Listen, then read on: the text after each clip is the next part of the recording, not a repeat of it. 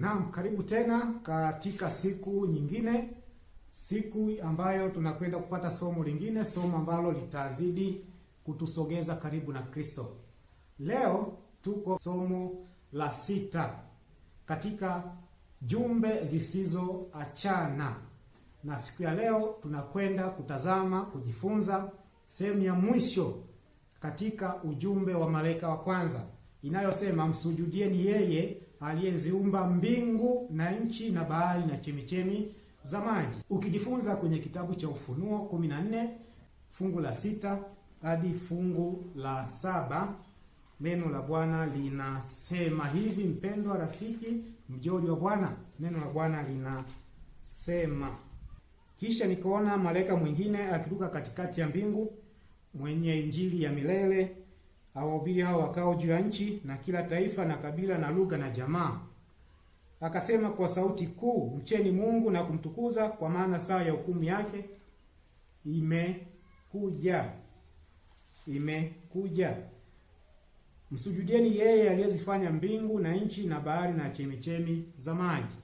Kwa hiyo tunaambiwa tumsujudie yeye aliyezifanya mbingu na nchi na bahari na chemichemi za maji. Tusome kitabu cha Yohana Mtakatifu sura ya 1 fungu la 1 hadi la 3. Hapo mwanzo kulikuwako neno, naye neno alikuwako kwa Mungu, naye neno alikuwa Mungu. Huyo mwanzo alikuwako kwa Mungu. Vyote vilifanyika kwa huyo, wala pasipo yeye hakikufanyika chochote kilichofanyika. Neno la Bwana linatuambia kwamba hapo mwanzo kulikuwako neno, naye neno alikuwako kwa Mungu, naye neno alikuwa Mungu. Tena anasema huyo mwanzo alikuwako kwa Mungu. Fungu la 3 nasema vyote vilifanyika kwa huyo. Fungu la 14 anasema naye neno alifanyika mwili akakaa kwetu, nasi tukauona utukufu wake, utukufu kama wa mwana pekee atokaye kwa Baba. Mwana pekee atokaye kwa Baba, amejaa neema na kweli. Bwana Yesu asifiwe. Amejaa neema na nini? Na kweli. Huyu ni Kristo Yesu, mwana wa Mungu. Huyu ndiye Biblia inasema kwamba hapo mwanzo alikuwako neno, naye neno alikuwako kwa Mungu, naye neno alikuwa Mungu. Bwana Yesu asifiwe.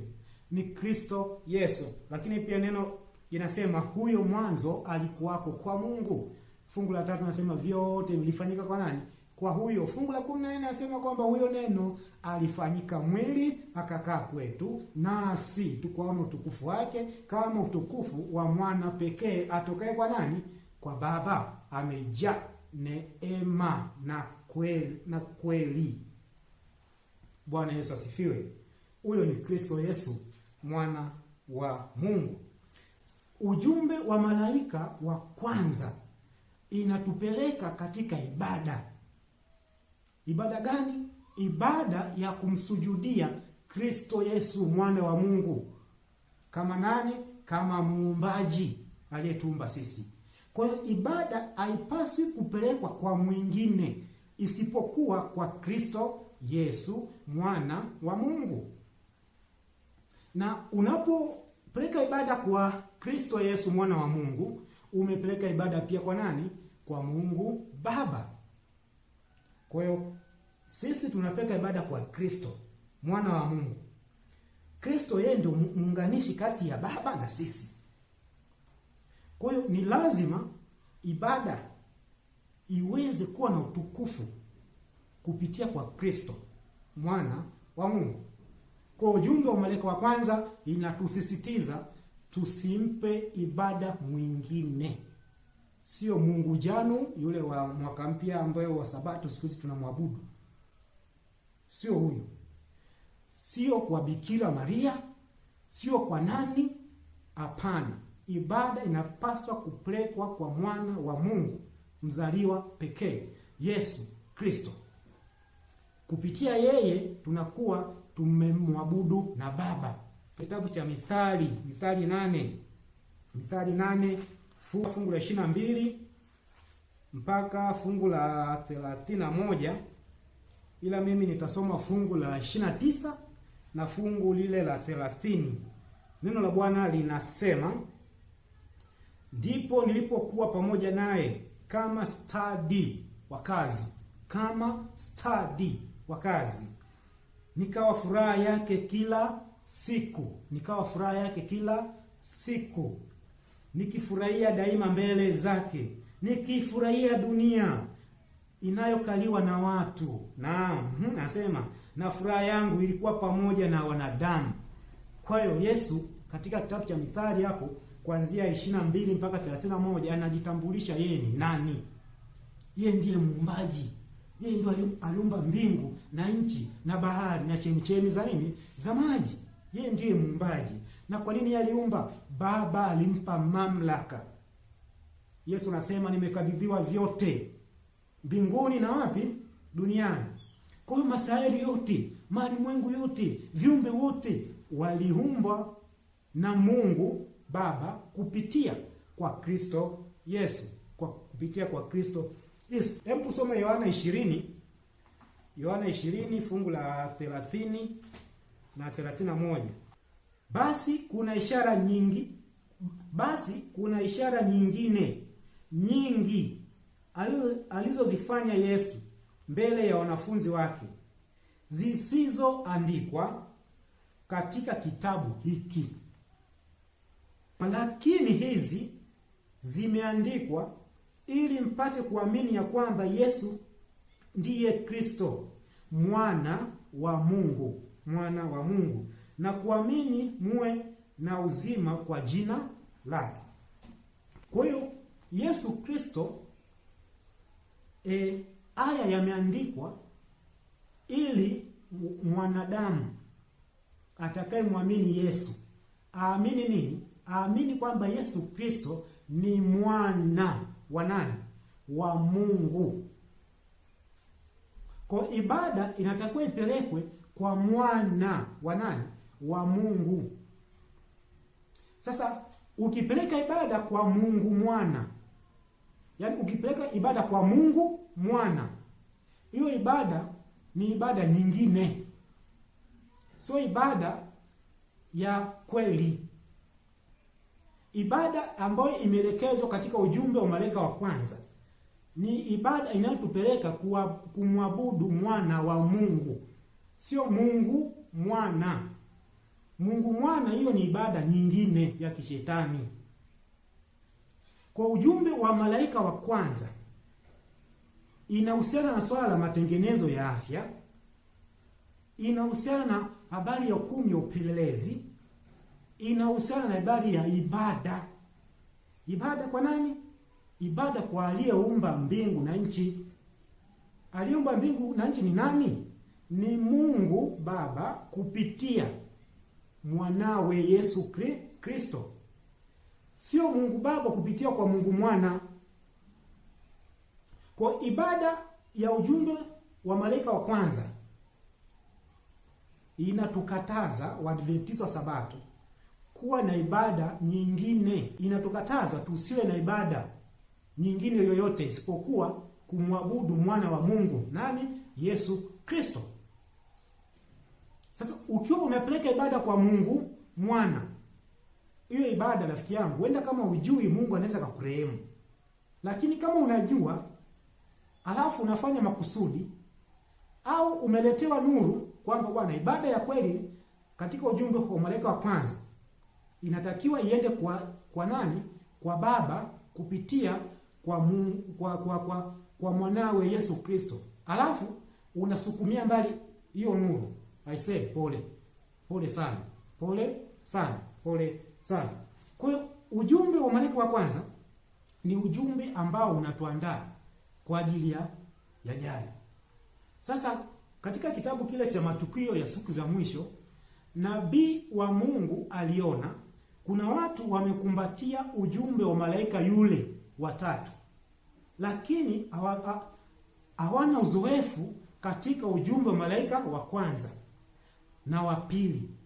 Maana ni kwamba kuna vitu ambavyo inatakiwa tufanye tukiwa katika ujumbe kwenye ujumbe wa malaika wa kwanza, yaani matengenezo ya afya, swala la hukumu ya upelelezi, swala la kupeleka ibada kwa nani? Kwa Mungu, swala la kumcha Mungu. Kwa kuna vitu ambavyo katika hizi sehemu hizi inatakiwa tufanye. Sasa tunapokuwa tuvifanye, alafu tunapiga hesabu kwamba amri ya Jumapili ikitangazwa hatutaweza kusalimu amri.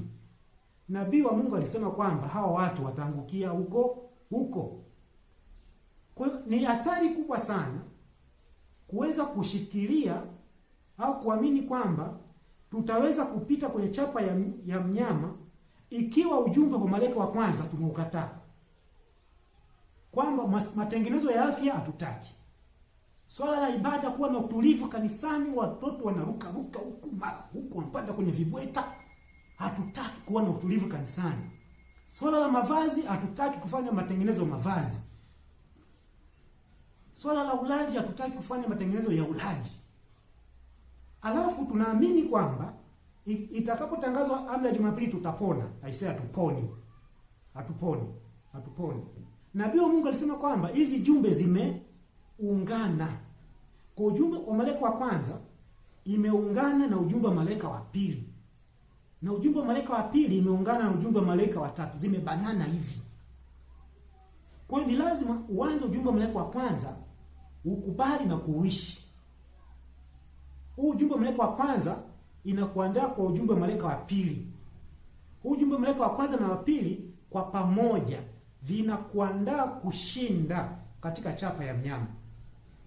Sasa shida, ujumbe wa malaika wa kwanza na ujumbe wa malaika wa pili ni ujumbe ambao unataka kujikana nafsi.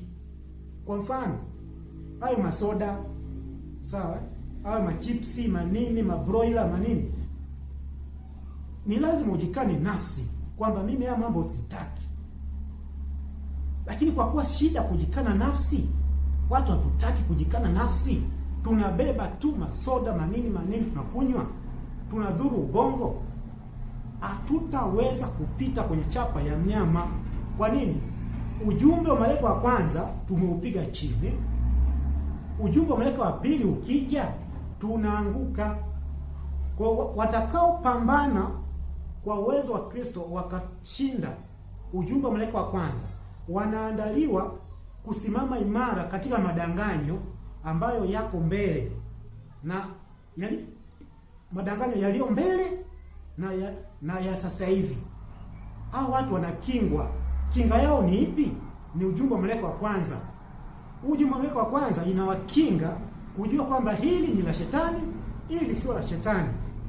Hatimaye wanapokuwa wamefaulu kwenye ujumbe wa malaika wa kwanza, kwa pamoja ujumbe wa malaika wa kwanza na wa pili kwa pamoja inawatia nguvu, inawaimarisha kusimama katika ujumbe wa malaika wa tatu, yule wa tatu. Kwa hiyo tusijipe matumaini kwamba tutashinda katika ujumbe wa malaika wa tatu ikiwa ujumbe wa malaika wa kwanza tumekataa. Matengenezo ya afya hatutaki. Ibada tunapeleka kwa Mungu Mwana. Tusitegemee kwamba ibada tunapeleka kwa mwingine, halafu tukasema kwamba eti tunahubiri ujumbe wa malaika wa tatu. Hapana. Ujumbe wa malaika wa tatu unatuelekeza tuambie watu anayepaswa kuabudiwa.